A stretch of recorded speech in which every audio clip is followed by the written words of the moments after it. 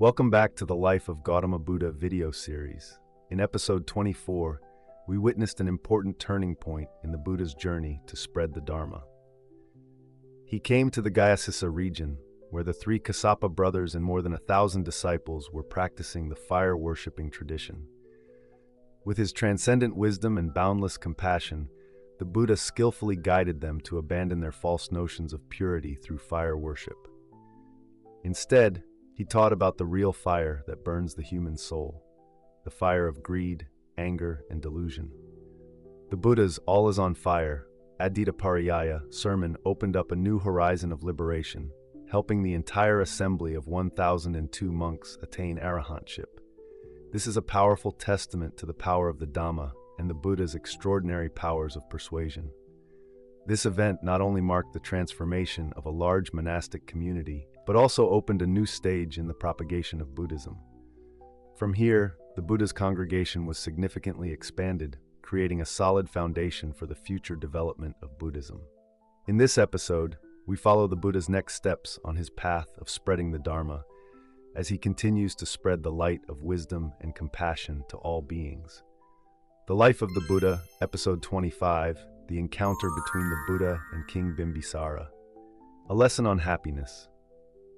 After the activities of the congregation had temporarily entered into order and routine, the Buddha saw that the weather was mildly sunny and not too cold, favorable for traveling, so he decided to leave Gayasissa and head for the capital Rajagaha, a distance of about 6 yojanas. Seeing that the group of monks was too large and difficult to beg for alms, the Buddha suggested to the three Kassapa brothers that the disciples divide into groups, each group of about 30 people, to go and collect alms scattered in the villages. Because they were all saints, everyone was alert and mindful, so the comings, goings, and overnight stays here and there were all clean and neat, not disturbing anyone, not damaging even the roots of trees and blades of grass. However, on the 5th day, when they met in a valley about 1 yojana from the capital, the Buddha gave further instructions. Monks, we are about to enter the capital of a powerful kingdom.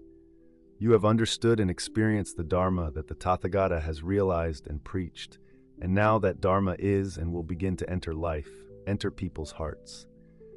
How the people of Rajagaha and King Senya Bimbisara perceive that Dharma depends on you, on your language, your speech, your dignity, your demeanor.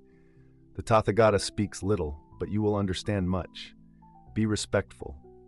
Then the group set out one by one. They understood the Buddha's teachings.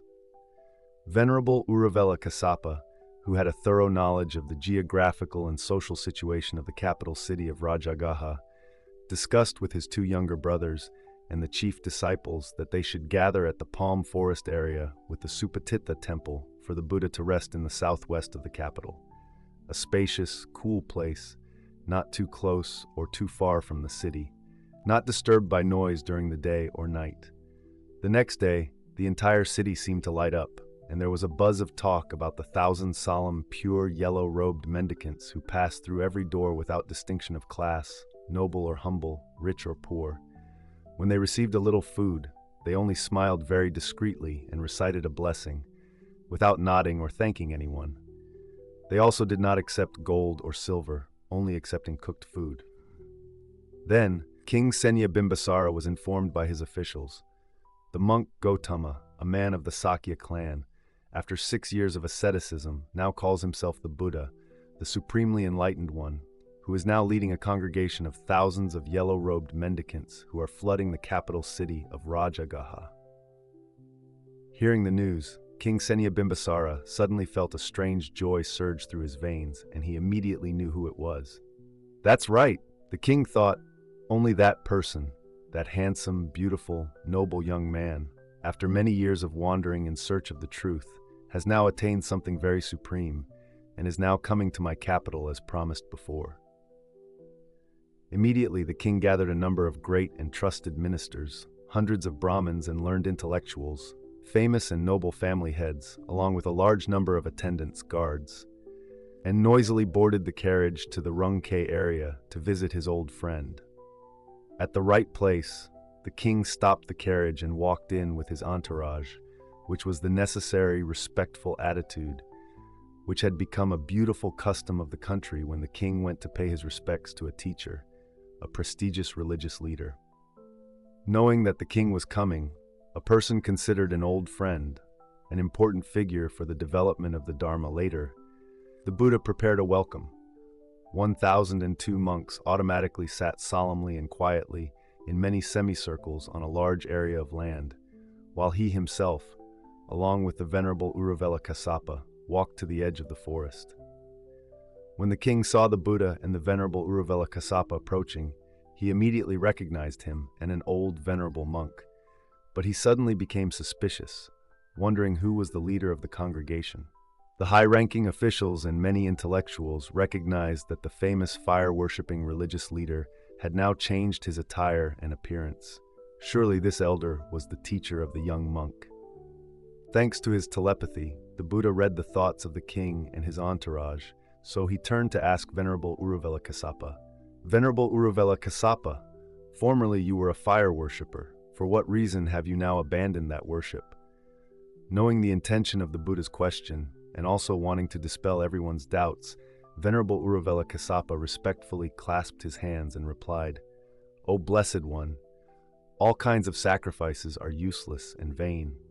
All kinds of sacrifices lead to sensual pleasures and afflictions, not to peace and purity. Knowing and seeing this clearly, I have abandoned the practice of fire sacrifices." So after giving up all kinds of sacrifices, where did he seek peace and tranquility? It is thanks to the Buddha's teachings. It is thanks to that immortal teaching that I have been freed from all attachments, internal and external, in the human world as well as in the heavenly world. Now my mind has attained the peace and purity of nirvana. Having said this, Venerable Uruvela Kassapa knelt down and paid homage 3 times at the Buddha's feet, then declared 3 times, "The world-honored one is my teacher. I am his disciple." It seemed that this was not enough to praise the Buddha and the Dharma. He also displayed supernatural powers, flying up into the sky a palmyra tree's height, then came down and knelt down in the same place. The second time he flew up into the sky 2 palmyra trees' height. Up to the 7th time 7 palmyra trees' height, the same thing was repeated. The spectacular way of paying homage and the extremely respectful homage of the Venerable Uruvela Kassapa towards the Buddha not only dispelled all doubts, not only confirmed the Buddha's supreme spiritual leadership position, but also made a deep impression on the mind of the king and his entourage. What kind of wisdom and virtue must that so-called Buddha have? What kind of Dharma did he realize that made that venerable elder, a religious leader of great position and great reputation, have to pay homage, submit, and prostrate himself like that? Now all eyes were focused on the Buddha. They silently admired him. They kept silence with every step they took. When they arrived at the place, in the middle of the palm forest, looking at the thousands of monks like a great forest of concentration, they felt an invisible force forcing them to restrain and guard their body, speech, and mind. The Buddha invited the king and his retinue to sit in the appropriate places. Then he slowly and dignifiedly sat down on the prepared seats. The 3 venerable Kassapas sat behind him like 3 elders protecting the Dharma. The Buddha said a few words to inquire about the king's health, expressed his gratitude for the king and his minister's visit, and then introduced the 3 venerable Kassapa brothers and their 1,000 disciples, who were now all saints without outflows and were in his teachings. King Senya Bimbisara seemed to be immersed in a space of meditation, now just waking up, expressing gratitude to the Buddha for remembering his old promise to visit his kingdom, and the entire capital would welcome the Buddha and his congregation as if they were state guests. The king also did not forget to introduce the old ministers, high-ranking officials, and intellectuals who were all key, core, and important members who were assisting and advising the court in all related fields for him. And finally, the king wished that the Dharma that the Buddha had realized would bring happiness and joy to sentient beings, to many people in this beautiful kingdom. Knowing that it was the right time, the Buddha preached a Dharma talk. He talked about the sequential Dharma. First, he talked about how wrong actions of body, speech, and mind would lead to painful consequences. He guided a pure and healthy life by preserving body, speech, and mind through the precepts that must be observed, the methods of concentration that must be practiced. Happiness and joy in the human world are determined by the fulfillment of worldly duties. Everyone must have obligations that must be fulfilled and joint responsibilities that must be shouldered. Regarding kings and subjects, fathers and sons, husbands and wives, relatives, friends, villages, countries, all have certain reasonable and humane conducts. One must know how to believe in sacred spiritual values, in the Tathagata's teachings, and the Tathagata's holy Sangha, faith, must live a life of virtue, precepts, must know how to listen to good things, the right things, especially to learn the teachings of the path of enlightenment from true monks, literature, must know how to respect and make offerings to the Triple Gem, must help and help those who are hungry, poor, in trouble, in misfortune, and in unfortunate circumstances, charity, must have wisdom to stay away from evil, do good deeds, must always be clear-minded and awake on the path to goodness and the higher, wisdom. The Buddha also talked a lot about the nature of life as universal truths that need to be seen correctly and understood correctly. Dukkha is that universal truth. Don't lose your daily mindfulness and awareness because of lust, anger, and blind ambition. That is a mistake, and it is this mistake that causes dukkha to pile up on dukkha, creating endless suffering. The Tathagata's path is the path of awakening, the path of enlightenment. So that path requires knowing, understanding, realizing, and clearly understanding all the causes of dukkha in order to find a way to quiet them, end them, and eradicate them. All the sufferings of the world, this life and the next, are created by humans, created by mistakes. So humans themselves must find a way to handle and resolve them by correcting their body, speech, and mind to adjust and perfect them. No gods or deities interfere with that.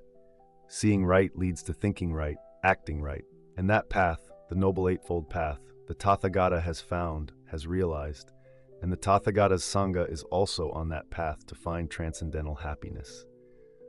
However, that transcendental happiness is not far away, not outside the earth, not in nothingness. Don't go out into the world, and don't look for turtle hair or rabbit horns. It is here and now, in the Tathagata and in the Tathagata's assembly, right here before you. It is like the rising sun, the darkness retreats. It is like the sunlight, the fog disappears. It is like the clouds, the moon is bright. It is like the eyes with good eyes, the flowers disappear. Clear, natural, empty. Nothing is reduced and nothing is added. We only need to see the truth and live according to the truth in every step, in every breath, in every thought. Then we have solved the problem of life and death in this world, the cycle of suffering for countless eons. Each word, each letter of the Buddha seemed to penetrate the minds and hearts of the assembly. The more King Senya Bimbisara listened, the more his mind became lightened, the more his heart opened. Self-regulation had the answer. Happiness and joy for all people had the solution. The path to goodness and upwardness suddenly became wide open before his eyes. Overjoyed, the king knelt down, touching the ground with his 5 limbs, and paid homage to the Buddha's bare feet with 1,000 spokes of the wheel. Venerable world-honored one. In the past, when I was a young prince, I had 5 wishes. The first wish was to succeed to the throne. The second wish was to have a Buddha, a Samyak Sambuddha, visit my kingdom. The third wish was to have the good fortune to meet, respect, and welcome that Samyak Sambuddha. The fourth wish was to have that Samyak Sambuddha teach me the Dharma. The fifth wish was to be able to understand the Dharma he preached. Venerable world-honored one, how wonderful it is that now all 5 of my old wishes have been completely fulfilled. Oh, the immortal Dharma has been skillfully expounded by the world-honored one in many different ways, so clear, so sacred. It is as if he had set up something that had been overthrown. It is as if he had kindly shown the way to one who had lost his way. It is as if he had brought a lamp into the darkness, so that those with eyes could see the forms of all things. Likewise, the world-honored one has preached the Dharma with many skillful means, with many vivid and concrete examples and images, with many profound metaphors for the wise to hear and immediately be transformed. Venerable world-honored one, now I take refuge in the world-honored one, take refuge in the Dharma, take refuge in this holy Sangha. Please, world-honored one, Accept me as a male attendant from now until the end of my life." As soon as King Senya Bimbisara finished expressing his wish, the entire entourage knelt down and asked to take refuge and become his disciples. The Buddha smiled. He knew that they had attained unshaken mind and had entered the path of happiness, stream entry. So he asked Venerable Uruvela Kassapa to guide the king, his ministers, and his entourage to recite the 3 refuges 3 times. The vows of the hundreds of people with one mind and one heart shook the entire forest and resounded in the void. After that, the king invited the Buddha and the Sangha to come to the palace to receive alms the next day. The Buddha accepted by remaining silent. In the morning, at dawn, with his robes and bowls in full display, the Buddha led the way, followed by the 3 venerable Kassapa brothers and 1,000 bhikkhus who had already completed their defilements, slowly and leisurely walked towards the palace of King Senya Bimbisara. Because they were walking in single file, the group of monks looked like a giant golden dragon winding 1/10 of a yojana long. The suburban villages had just disappeared behind them, and after passing the southern gate of the city, the streets appeared. Perhaps the welcome of the Buddha and the Supreme King's Sangha had been announced since the previous afternoon, so the entire city seemed like a great festival. The roads were cleaned and cleared, and the lanterns and flowers were hung everywhere. Incense and sandalwood incense wafted through the air. People waited in front of every door. Then, in a moment, thousands and thousands of people poured in from somewhere, filling the streets. Perhaps the news of the Buddha with his radiant appearance and thousands of dignified and holy monks had reached the ears of the people of the capital, so everyone was curious and wanted to see him. At a crossroads, the right turn leading to the royal palace, the Buddha had to stop because the crowd had blocked it. At that moment, a young man appeared, with a regal crown and robe, with an extremely handsome and beautiful face, like an angel, like the King of Kings. The young man bowed his head solemnly to pay homage to the Buddha, holding in his hand a multi-stringed baluva, and began to sing. Oh, his voice! Oh, his magical fingers! Music and lyrics fell from the heavens, filling the entire void. The whole forest of people suddenly became silent.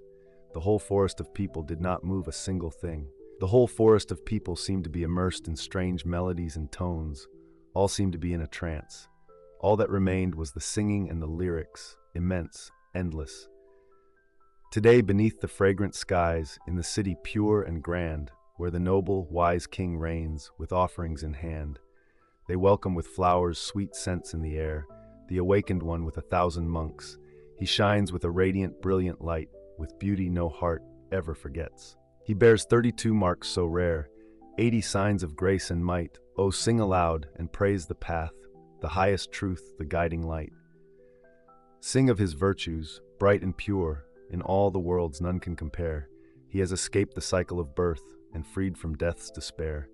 He walks the earth with humble feet, guiding souls through every pain, with boundless love and mercy deep. He teaches all to break their chains. The young man walked slowly, leisurely, without any worries. He played his guitar and sang as he walked. The whole crowd suddenly moved. The young man walked to another path. The whole crowd seemed to be drawn by a spontaneous gravitational pull. That young man, the incarnation of the Devasaka, was still singing. He sang, "What a rare and blessed gift to walk beside his way. How joyful is the heart that finds the Buddha's path today. We follow in his gentle steps, where springtime flowers bloom, a path of wisdom, love, and light that brightens every gloom. So glorious is this shining road, so radiant and true. We walk with peace, with hope, with joy, and see the world anew." When the crowd had separated and the Buddha and the Sangha had entered the palace gate, the Devasaka stopped singing, disappeared with his lute, and immediately appeared right in front of the Buddha, respectfully bowed to him, and then returned to heaven. King Senya Bimbisara, Queen Vidahi, Kosala Devi, sister of King Kosala, Queen Kema, Prince Adasatu, Aiksa Bathe, and thousands of courtiers, dignitaries, respectfully walked barefoot to the main gate to welcome the Buddha and the Sangha. The most solemn reception was arranged in the spacious throne room. The entire stone courtyard was covered with red velvet carpets bordered with gold. Seats were arranged under tents made of colorful cloth, brocade, and silk. Lanterns, flags, and streamers of all kinds were hung from hammocks and hung in rows all over the garden and the paths. Flower beds, flower pots, and flower trees were gathered overnight and set up to welcome the Supreme Being. The Buddha's throne was placed at the central point. The 3 thrones of the 3 Kassapa monks were next to the Buddha's back. Behind them were 1,000 lower thrones, dozens of rows of succession reserved for 1,000 monks. In front was an open-air courtyard reserved for the royal palace's dignitaries and guests. The Buddha stopped for the servants to offer water to wash his feet and hands in a golden basin, and then wiped them clean with a fragrant towel. All 1,003 monks were received with such respect. When the Buddha and the Sangha were seated, the king knelt down 3 times and then explained the reason for the offering of alms bowls, which was for the happiness of the king and the royal family, the happiness of the ministers and the people of the whole country. The country of Magadha was rich and powerful, with abundant rice and property, and the people's lives were comfortable. But to have happiness and peace, one must know how to live according to the Dharma, rely on the Dharma. So please, world-honored one and the Sangha, joyfully witness the sincerity of the disciples. After the presentation, the king himself brought a tray of food from a jade tray, pouring the best hard and soft foods into bowls for the venerable master. The queen, concubines, princesses, royal relatives, palace maids, servants, took turns bringing trays of gold and silver food to offer to the monks. The Buddha and the monks recited a short prayer with the meaning of contemplation and blessing, then silently ate. The king, the royal family, the mandarins, everyone had their own portion, and they also silently ate. This was the first time in their lives that everyone felt something very peaceful, very transcendent, and very sacred emanating from the power of the Buddha and the Holy Sangha. After the meal, the water and toothpicks were used, the bowl was washed, dried, and returned by the servants. The Buddha began to speak in a voice as loud as the sound of a bronze bell, captivating the entire assembly of several thousand people. He only spoke about the 3 refuges and 5 precepts as the basic, necessary, and essential conditions to prevent evil, perfect oneself, and bring peace and happiness to everyone, every home, and the entire country. Dear wise ones, the Tathagata has emerged from the tradition and the Veda scriptures, has explored the path himself, has cultivated and attained enlightenment on his own. Presently, the Devas and Brahmas in the various realms have honored the Tathagata as an Arhat, a Samyak Sambuddha, a Vidyaraja, a well-gone one, a knower of the world, an unsurpassed tamer, a teacher of gods and humans, a Buddha, a world-honored one. These honorifics and titles refer to the merits and wisdom of the Buddhas of the 3 periods of time, those who are worthy of our reliance and reverence in order to attain the most beautiful and sacred spiritual values in this world. All the Samyak Sambuddhas no longer have thoughts of wandering in ignorance and desire, vosan. They have destroyed all the enemies of afflictions in their minds as well as in the external world, sattak. Such beings are truly worthy of praise, respect, reverence, worship, and offerings from gods and humans, worthy offerings. All Buddhas have true and complete knowledge, are enlightened to the truth, and are all-knowing, Chan Bien Tri. They all have supreme wisdom and supreme virtue, so they are always clear-minded, bright, and always have completely pure virtue, Minhan Tuk. Furthermore, they no longer return to the place of suffering and birth and death. They have skillfully escaped from samsara. They go forever to the place of ultimate truth, ultimate beauty, ultimate goodness without attachment. They go safely, without attachment, without false desire, Tianne. They clearly see the path to the 3 realms and at the same time understand the path to escape the 3 realms, the Jianjai. The Chanbian tree all have perfect body, speech, and mind. They subdue themselves and know how to subdue living beings. They understand the human path by cultivating the 5 precepts and 10 good deeds. They understand the heavenly path by cultivating charity, keeping precepts, and meditating. To understand the path of liberation, one must practice discipline, concentration, and wisdom, then non-su. They are honored as Buddhas because they are always clear-minded and awake regardless of day or night. They realize the 4 noble truths and then teach them to sentient beings, Buddha. And finally, They are considered the most worthy of honor in the world-honored one. Dear wise men, so a person called a layperson, when they take refuge in the Buddha, does not take refuge in any god, any misty and smoky god, but they themselves have returned to rely on the noble values that are already in their hearts and minds. It takes lightly the forms of religion and belief and values the practice, the awakening, the mindfulness in every word, every gesture, every action of ours. Dear wise men, what is taking refuge in the Dharma? What is returning to take refuge in the Dharma? The Dharma is the truth, the reality. How could a layperson not take refuge in the truth, in the reality? And that is also the truth, the reality that the Tathagata has realized and is proclaiming to you here. Anyone can attain that Dharma if they listen seriously, receive it seriously, and practice it seriously. That Dharma is concrete, practical, present. You can see it immediately, right where life is happening every day. That Dharma is not governed by time and cause and effect. That Dharma is for direct vision, introspection. It is right in this body and mind that the wise can contemplate for themselves, knowing hot and cold. So whoever wants to evolve, wants to sublimate beautiful spiritual values, must return to take refuge in that Dharma. Dear friends, taking refuge in the Sangha means returning to rely on the Sangha community. That community is not limited to the number of 1,003 monks living a holy life, whose defilements have been eliminated here, behind the Tathagata. That community is much larger. It includes the holy and ordinary monks of the past, present, and future. That community includes those who have attained the way, attained the fruit, are attaining the way, will attain the way, attain the fruit. And each of them has, is, and will perfect their body, speech, and mind, living for the benefit of themselves and others. They are upright, honest, live in accordance with the rituals, rules, and regulations worthy of being models for the world. And finally, they live a holy, pure, and holy life of celibacy for the happiness of gods and humans. Dear wise men, if the value of the three jewels is like that, is it worthy for you to return to, take refuge in, and rely on? As soon as the Buddha asked the question, thousands of people, with one voice, one mind, and one heart, exclaimed, "Sadhu, sadhu, truly worthy of taking refuge."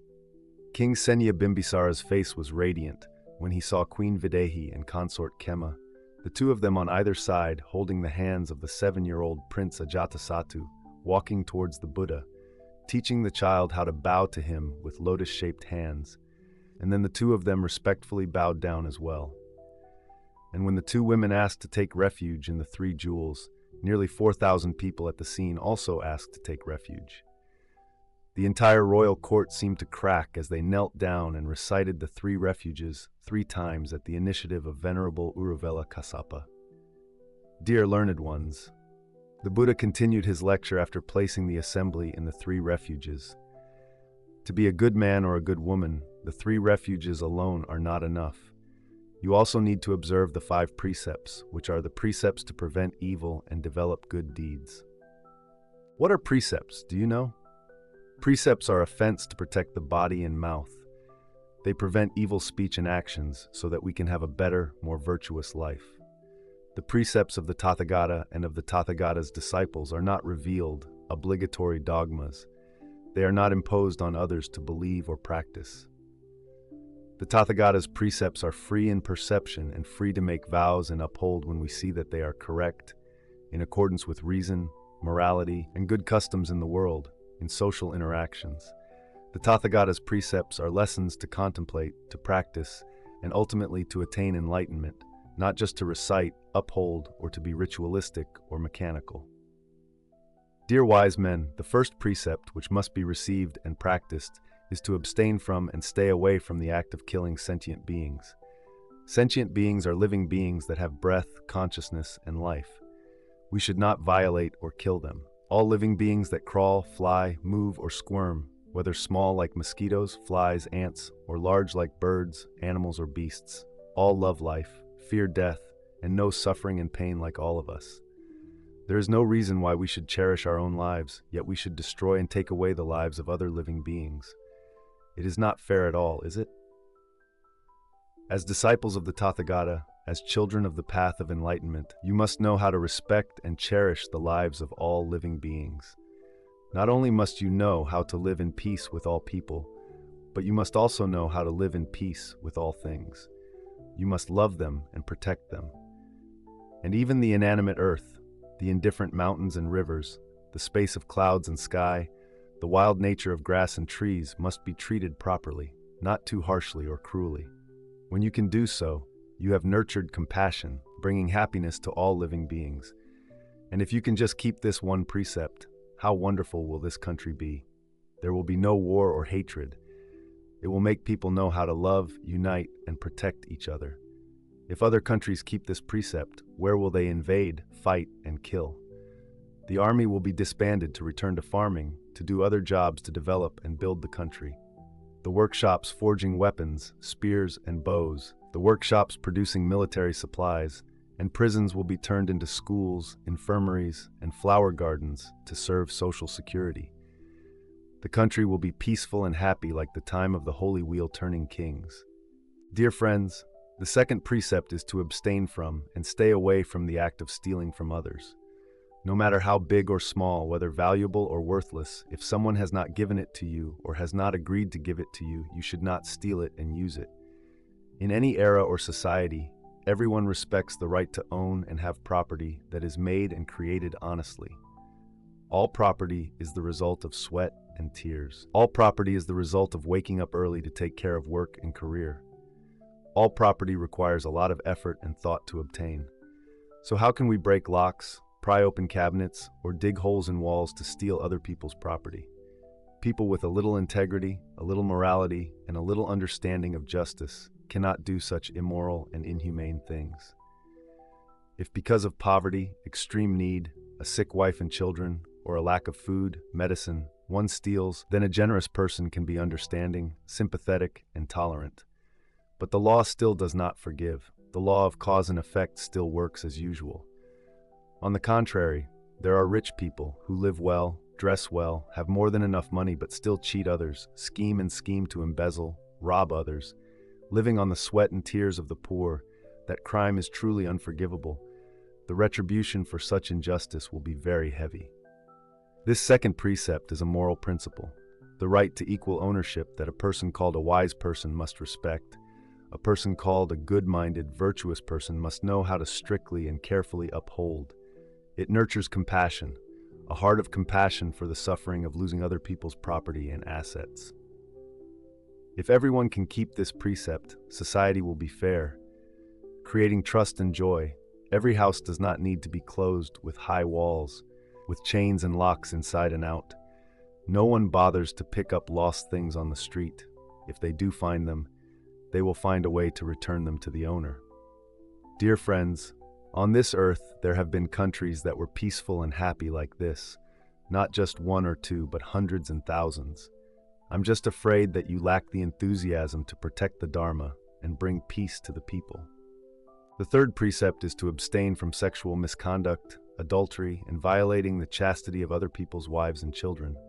Monogamy will create stability, peace, and family happiness. Loyalty and virtue are traditional beauties that we should preserve and respect. A couple who has a proper wedding ceremony is called righteous. Ill-mannered promiscuity is called unrighteous. To be called an intellectual in the teachings of the Tathagata, you must know how to moderate and be moderate in your love relationships, because they can easily lead to depravity and destroy the happiness of other people's families. Even obscene, vulgar, and indecent words should be avoided. Even flirtatious speech, flirtatious eyes, and inappropriate gestures have already lost their integrity. The fourth precept is to abstain from lying, speaking untruths, or saying yes when you say no, no when you say yes. Even the ways of making up stories, adding to them, and making up stories are even worse. There are cases of speaking cruelly, fiercely, or falsely accusing others, leading to discord, division, or possibly putting others in prison, losing their family and property, which is truly inhumane, and the karmic retribution will be very serious. There are also words that cause misunderstanding, dissatisfaction, injustice, and hatred, so we should also be cautious and careful. As good men and good women in the teachings of the Tathagata, all ways of speaking that are smooth, sweet, empty, polite, frivolous, sour, bland, vulgar, and tactless must be avoided. The teachings of the Tathagata are the teachings of truth, respecting the truth, so we must take truth and truth as the first priority. By doing so, we can protect loyalty and create trust among each other in the community and society. In a life where there is so much deception, lies, false speech, malicious speech, solicitation, deceit, and distrust, this fourth precept will be like a fresh flower, spreading its fragrance in the world and in people's hearts. The fifth precept is to abstain from, stay away from, all kinds of fermented alcohol, distilled liquor, stimulants, and intoxicants made from this or that substance. They cause nervous disorders, confusion of the mind. One will no longer be able to control oneself, lose one's character, dignity, and destroy one's moral conduct.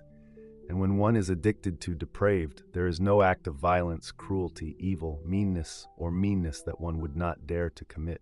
It is the cause of broken homes, discord between husband and wife, brokenness and separation. Children are helpless and have no place to rely on. It is the cause of disregarding and violating all other precepts, destroying the order, discipline, and social security. Intoxicants are more dangerous than poisons. Poisons can only kill one person, one life, but intoxicants with their consequences will kill many people, many lives. And the painful karma will pay off continuously, continuing forever in the dark, miserable realms. They kill the seeds of goodness. They kill faith, meditation, and wisdom. They create more ignorance, darkness, hell, trouble, and suffering for oneself, for others, and for this life that is already full of insecurity and unhappiness. Dear wise men, thus the 5 precepts are not only for perfecting one's personality, perfecting oneself, nurturing and developing good dharmas, but they are also the foundation for peace and happiness for the family, village, and country. They are also the necessary conditions for creating a pure and noble lifestyle for cultural and civilized life in human society. Finally, they are also the ladder of spiritual progress on the path to enlightenment and liberation, which is the ultimate goal in the teachings of the Tathagata. When the Buddha finished preaching the Dharma, the whole forest of people trembled. They all knelt down, praised, and asked to seriously uphold the 3 refuges and 5 precepts for the ultimate benefit. King Senya Bimbisara, with a face as bright as the full moon, seemed to have prepared somewhere, along with 2 attendants on either side carrying a jade tray and a jade vase, came to the Buddha's feet and knelt down. Venerable World-Honored One, the teachings of the World-Honored One make me very peaceful and happy. The more I listen to the Dharma treasure from the World-Honored One's golden mouth, the clearer I become, the more I see and know what a good king should do and what he should not do.